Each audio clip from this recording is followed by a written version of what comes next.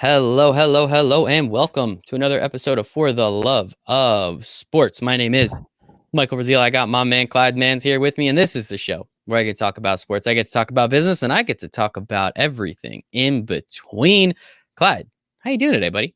Everything is great. Everything is great. How are you? It's a good day to be alive. A little too much snow, as we were talking about before. I'm here Yeah, in my basement. I'm looking up. I actually can't see out the window anymore, and that's never right. happened. So a It's little alarming, but we move forward. You and I are gonna have yep, a good conversation. Probably another inch or two will fall on the ground during it, and yeah, we move on from there, man. But very yes, excited to sir. have you on. Excited to talk about your professional basketball career, your Division I coaching career, and now what you're doing with elite individual training, owning your own business, and helping athletes better themselves in that way. But Clyde, first question I have for everybody on the For the Love of Sports podcast is, Mhm.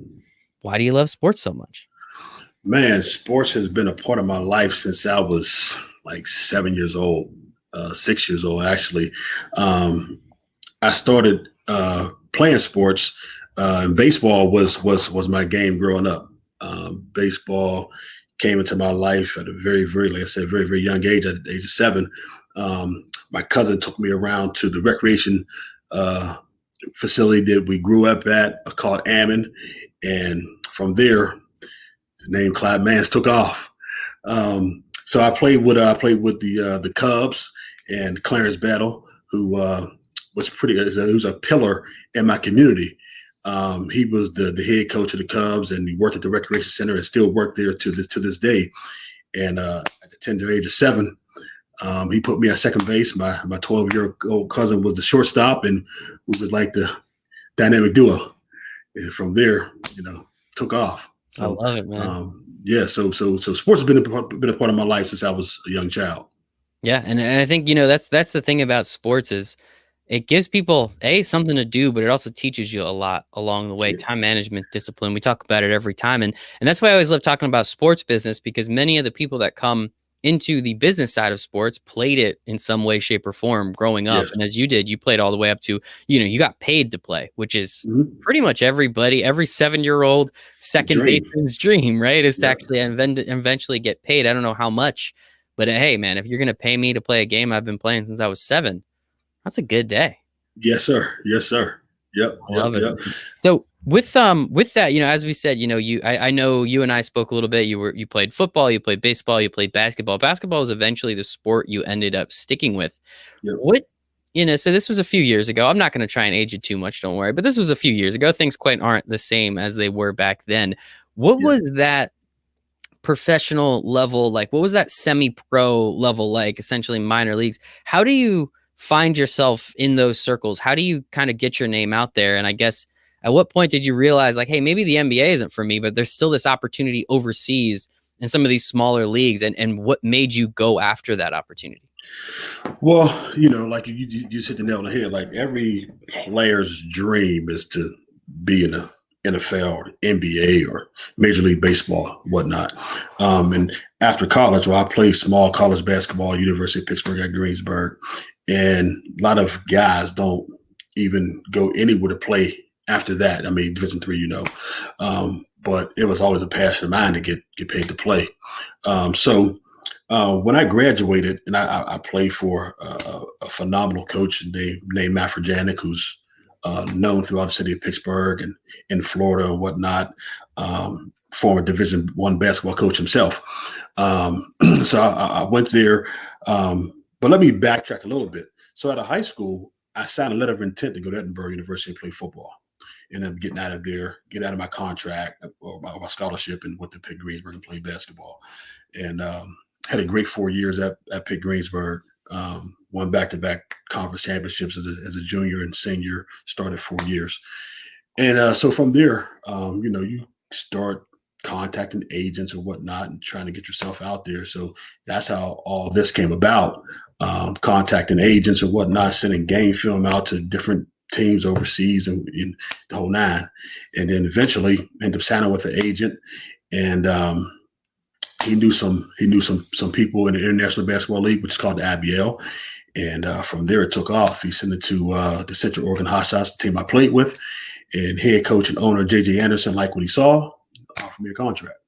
And the difficult thing about being a professional athlete, and we'll get into it with coaching as well, Mhm. is it's only for so long, right? You can get cut Yeah. at any time, and you're going to have Yep. to go move across the country. As you said, Yep. Central Oregon hot shots. It's not quite a stone's throw away from From middle Pittsburgh. central Pennsylvania, right? So Yes. what how much did that go into the decision to, continue to pursue that dream, right? Like doing that is incredible. You got paid to do it. How long, were these opportunities and how fruitful did they become to the point where it's like, okay, now I have to move here and then I may have to move there. And I know there's a Mhm. story about Israel coming up in a little bit. Like what Yeah. how much does that weigh on a person like yourself just trying to get paid, knowing it's not quite as easy just to do it in your hometown though?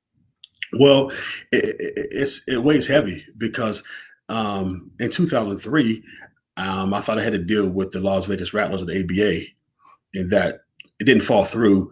The team just folded. You Hmm. know what I mean? So I was going to Las Vegas to play for them, and the team folded. So now I'm back to square one again.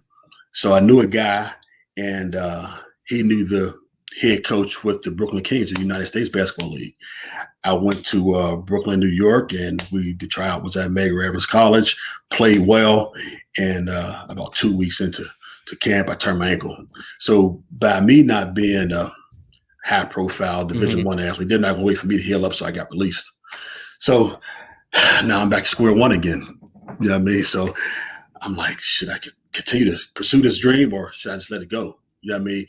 I have a contract, team fold, have another contract, get hurt, get released. I'm like, maybe it isn't for me. But I knew I couldn't stop because I knew what I can do as a player. So I talked to my family, and a friend of mine, through my agent, we went down to the Kentucky Pro-Am, and I played with Team Indiana, and played pretty well in that 2 weeks that we were there. And this is how Central Oregon come about. You know what I mean? So it weighs heavy though on the decision that you have to make to keep pursuing this dream. Hmm. Um, Now knowing at the age of 29 when I'm at Central Oregon that NBA is totally out of the question, Yeah. but overseas is still an option. You know what I mean? So I took that opportunity and I ran with it, and then other opportunities came about after that. Yeah, I love it, man. I think Yeah. again, it's a testament to you. I mean, 29, well, I'm 29 now. I'm well into my career at this point, right? We're not Yes. 24 anymore. We're not still Yep. like, oh, I'm figuring it out. No, we're 29 now. We've been out of Yep. college for a little while. We know what the Yep. hell's going on. We can figure out the world. So, I give you kudos and congratulations. You love something, you want to do something, you did it. And I Yep. know that within this story, you've had the opportunity to coach as well.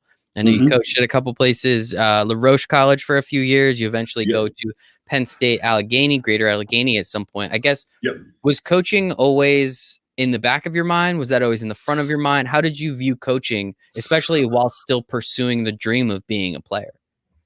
You know what? Coaching really wasn't at the forefront. Um, what happened was like I said, when I graduated from University of Pittsburgh at Greensburg in 2000, I ended up working at a detention center here in Pittsburgh called Schumann Center. And, but I still had the dream to play because I'm Mhm. fresh out of college. So a guy named Scott Lang, the late Scott Lang, he passed away back in 2010. He actually was the head coach at La Roche. And La Roche and Pitt Greensburg is in the same conference. So we actually played against them when I was a player. He was the coach. And we beat them in the conference championship my junior year. And then obviously we ended up beating Penn State Barron my senior year. So long story short, I see him at an all-star game that my little cousin was playing in coming out of high school. And he's down there recruiting. And he says, Clyde, what are you doing right now? And I said, well, I'm just, working out and, trying to pursue Staying this ready. Yep. overseas dream. He says, well, listen, I don't know how you feel about coaching. He said, obviously, I know how you are as a player. And if you could bring that to the coaching side, I would love to have you. He said, I got an opportunity for you. It's not going to pay great to Division III, but if you want to get your foot in the door coaching wise, I said, okay. So I said, yeah, until I get something, I'll do that. So I actually started at La Roche in 2002 and started at $500. So I'm still obviously working my full-time job. But from there, the things I learned from Coach Lang in my 6 years was absolutely phenomenal. We won a conference championship in 2004 with some very, very talented players at that level. And yeah, so it took off from there. Yeah, You and know? I guess during that 6 years, obviously you were still thinking about, for if not all part of it, still thinking about playing overseas, so it's still a double opportunity for you, right? Yes. You get to Yep. coach, but you still Yep. get to be on the court, work out, be with the Yep. players. I'm sure you participated in practices, right? Yep. So there's still that Yep. opportunity along with it. Yep. At what point do you eventually say, "Okay, I'm 29, I have a family, I have a long-term girlfriend, I have a wife or whatever. I've just friends and my parents I wanna see too." At what point does staying home and coaching outweigh the opportunity to continue to play, say, overseas or again, in the middle of Nevada or Oregon or Right. Wyoming or something like that? So the decision for me came at actually 31. Um, so now I leave Central Oregon in June to come back home because the season was over. Mhm. And I'm still pursuing, trying to get something. But of course, I went back to La Roche to coach. I get nothing in 2007. And in 2008, I said, you know what, Clyde, you can probably still play this game another 3 or 4 more years, but it's a Mhm. longer life coaching. You know what Mhm. I mean? So in 2008, Dondre Maiden was my agent out of Virginia. He's the one that helped me get to Central Oregon and whatnot. He says, Clyde, listen, he said, there's a couple teams over across the water who may be interested. And I have some people in Israel. I said, okay. But I knew in the back of my head, this coaching thing is going to be it now. Mhm. So I told him, I said, listen, Dondre, I'm coaching, whatnot. I said, I'm going to apply for some head coaching jobs. Now, I know what we got brewing with Israel, but if I get a head coaching job, I'm gonna be done playing. Mhm. So I interviewed for the head men's job at Penn State Greater Allegheny in April 3rd to be exact, 2008.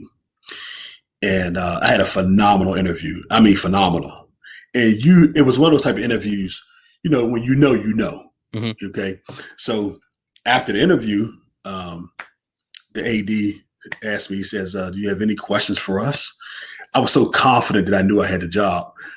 I said, the only question I have is when do I start? Nice. So everyone We chuckled all and whatnot. laughed, had a good Yeah, time. Yeah, yeah. yeah. So I left there, called my mom, called my kids, told them, I said, great interview. I think I got this job. So AD calls me back about a week later, which actually was the 8th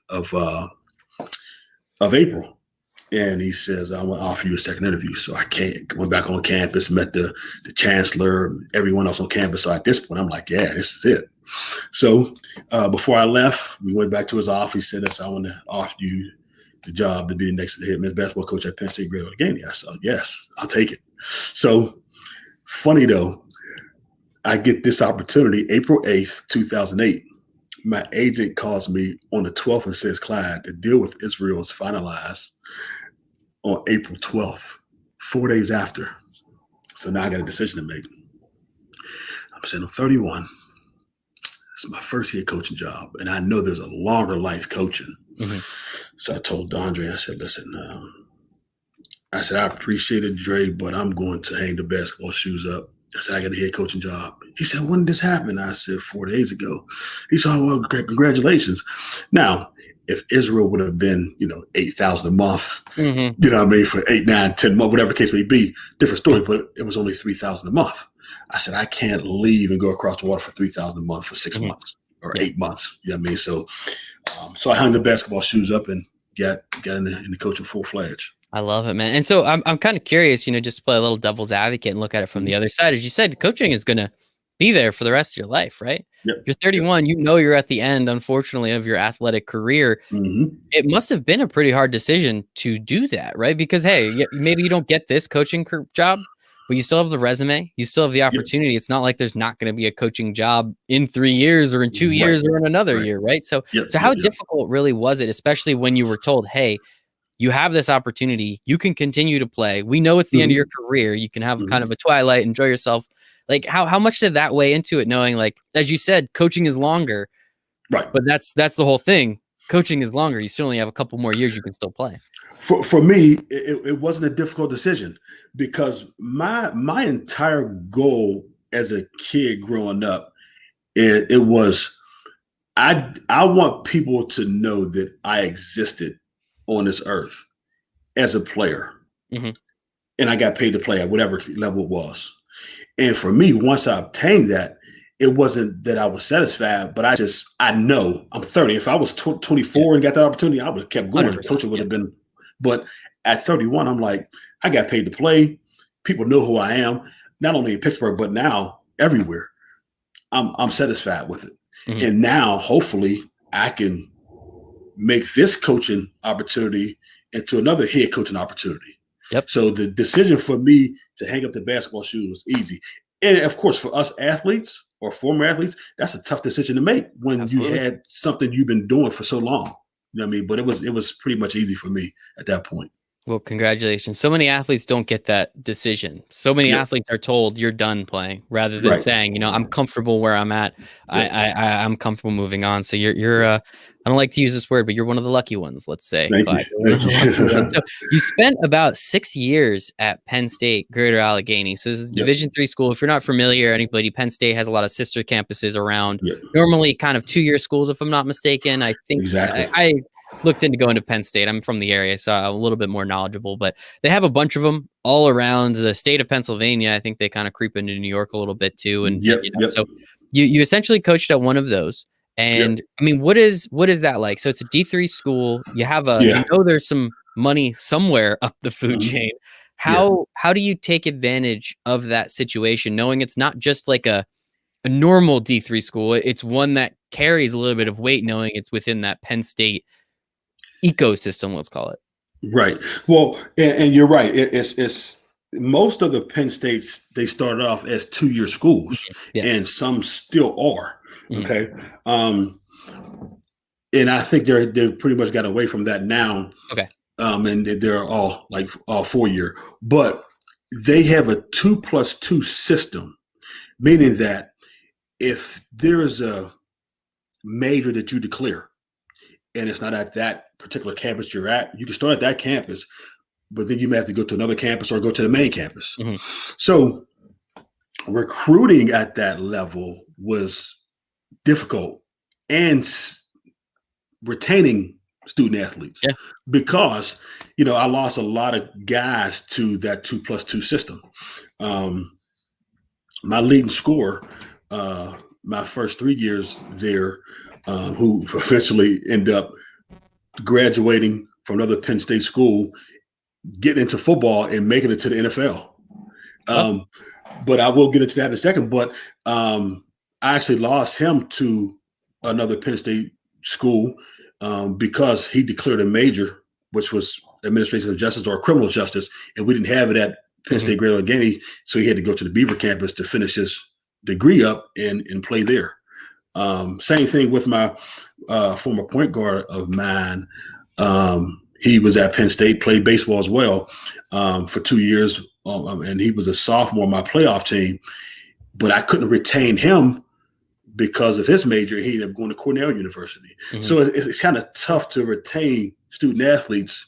You know what I mean? Mhm. With that 2+2 system. But Yeah. So it sounds like yeah, you got a lot of experience in recruiting. So I guess that's a good thing. Again, we like yes, positives. We turn everything into positives on this show. yep, So I think that's yep, pretty important. So you coach for a little while longer. You eventually move on, and then eventually become an assistant at the D1 level. yes, sir. Here, Valparaiso University, obviously very well known. Yep, University of Rhode Island. I'm from the Northeast, so I'm familiar. And then yep. Wisconsin Green Bay, which I'm excited to talk about most. What was it like taking the jump from men's basketball to women's basketball, but also D3 to Division 1? Obviously, a lot of different moving parts there. Yeah, yeah, yeah, yeah.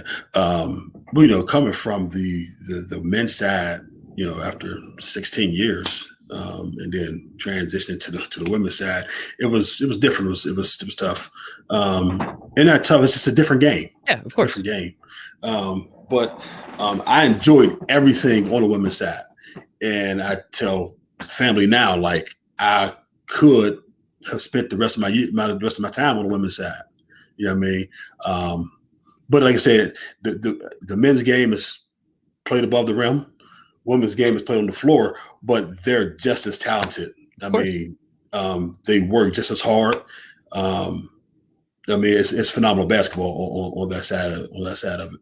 And then what Yeah. about going from Division 3 to Division 1 as well? Because again, that's a whole nother in terms of recruiting, in terms of facility, in terms of just support. I mean, how was that aspect of it, and how much easier or harder did it get?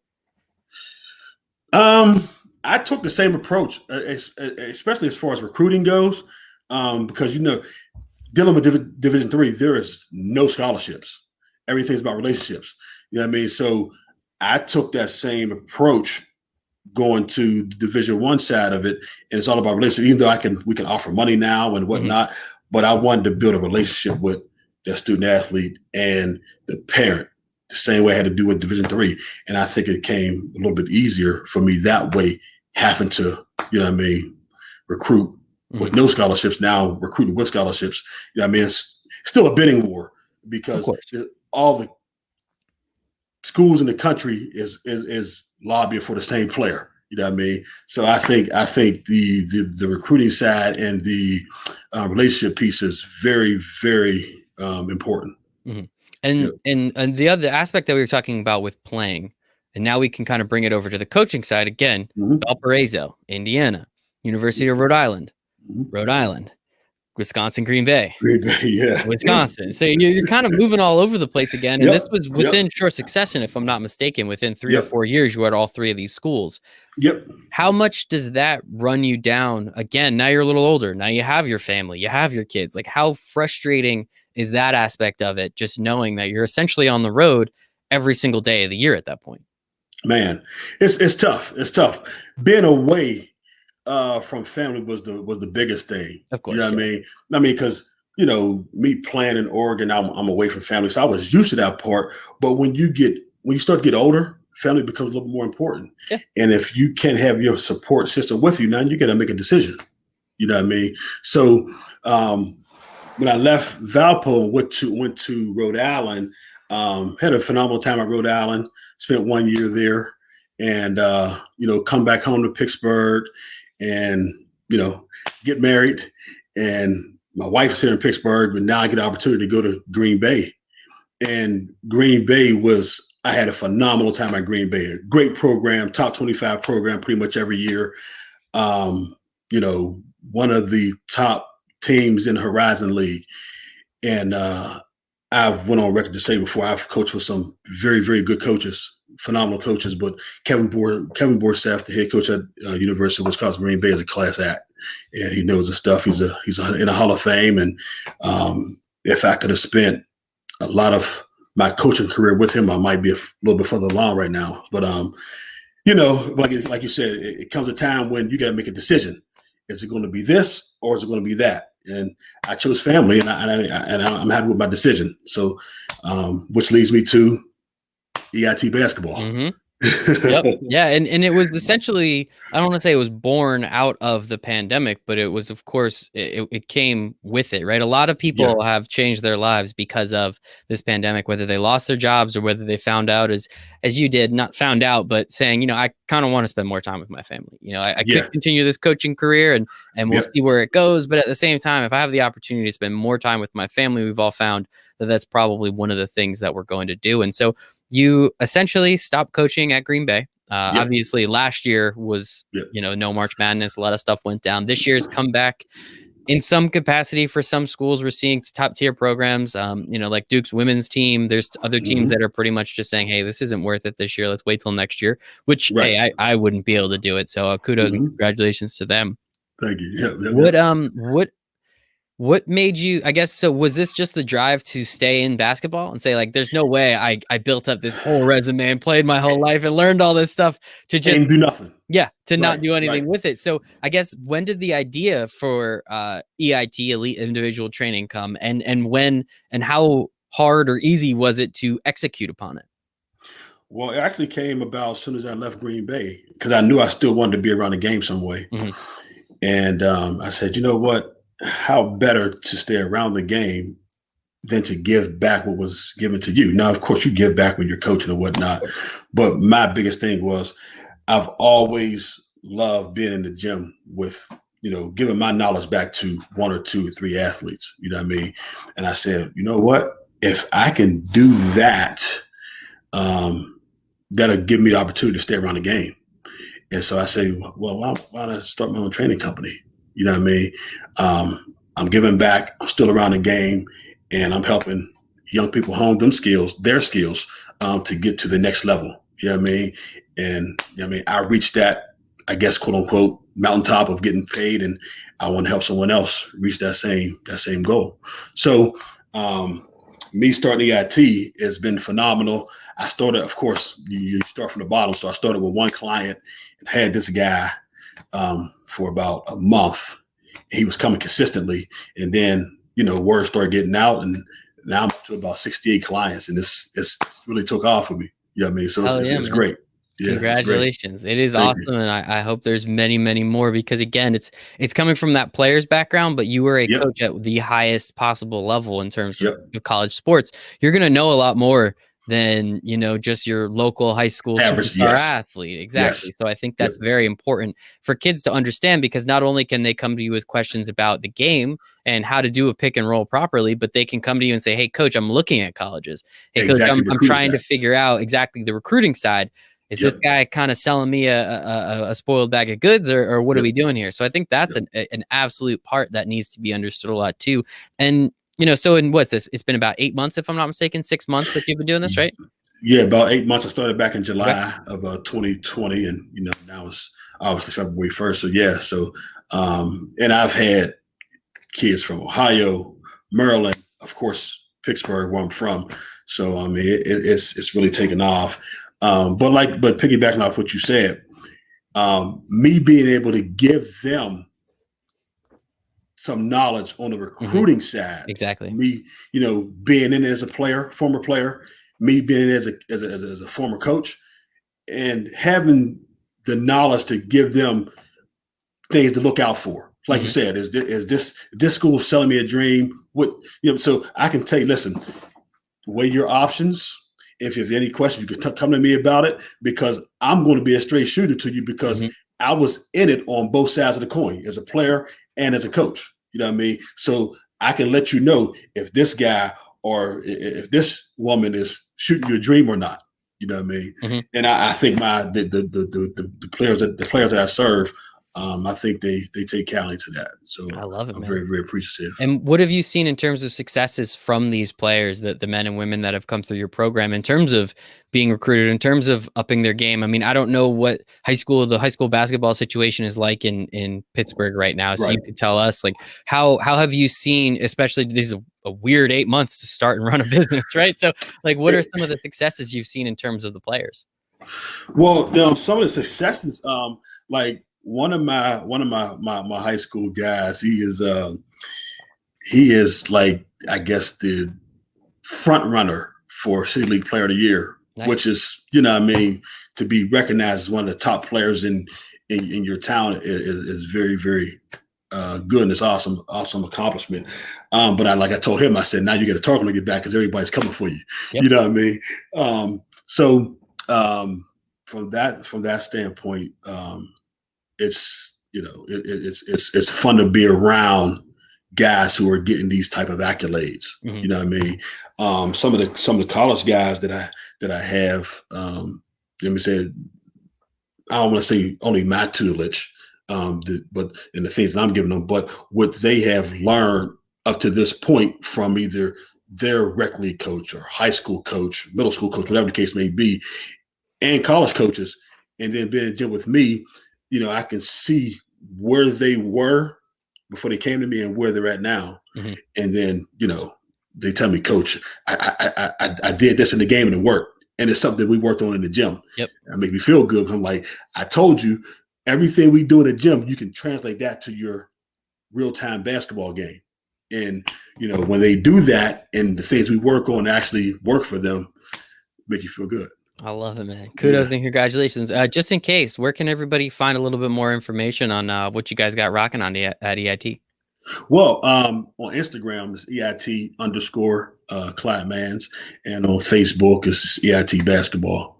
But yeah, if anyone would want to, if you have a student athlete who want to hone them skills, no better way to come on to Pittsburgh and get some good teaching. Get some good teaching. I love that. I'll That's make right. sure I put all that in the show notes as well. And I know one last thing that I want to talk about before I let you go, Clyde. Yeah. You're writing a book, if I'm not mistaken, correct?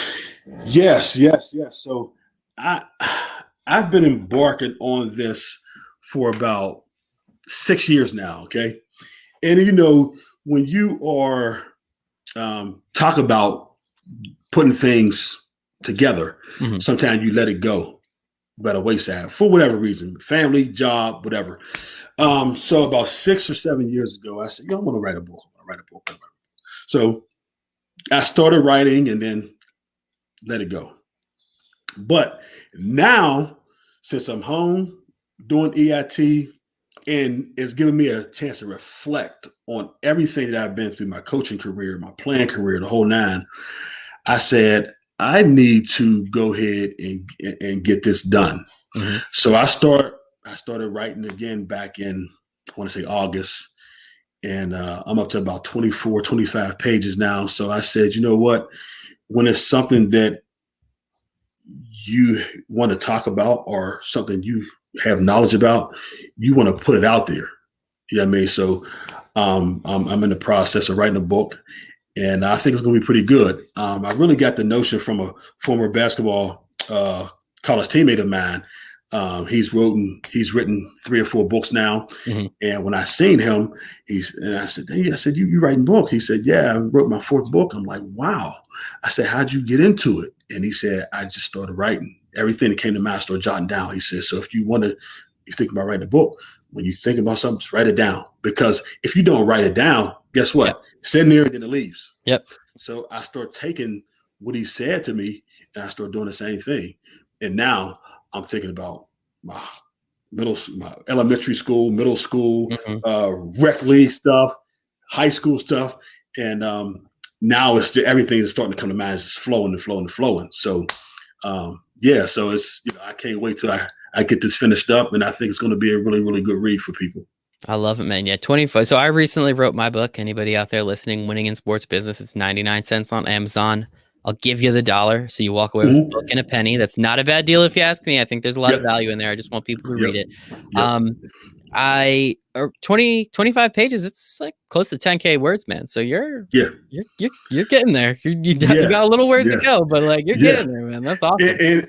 And I'm like at my junior year of high school. Oh, right now. Yeah, we got a little while. I'm not even into senior year or even into college yet. So I was telling my wife, I said, maybe I might just write and I just make little novels or something because it's going to be a lot. It's going to be a lot.